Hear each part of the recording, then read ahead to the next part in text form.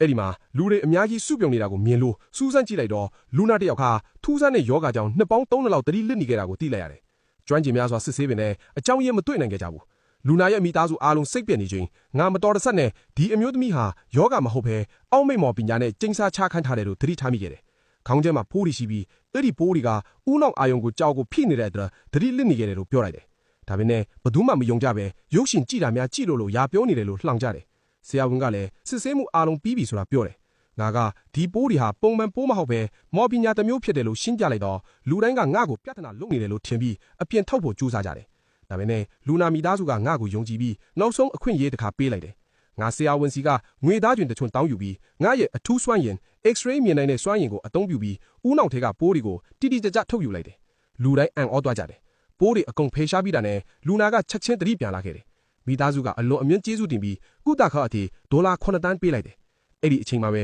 ဒီလူနာကကမ္ဘာပေါ်မှာအချမ်းသာဆုံးလူရဲ့သမီးဖြစ်နေတာကိုသိလိုက်ရတယ်။ဒီအထူးစွမ်းရင်ကြောင့်ငါတနေ့တည်းမှာဒေါ်လာ10တန်းရရှိခဲ့တယ်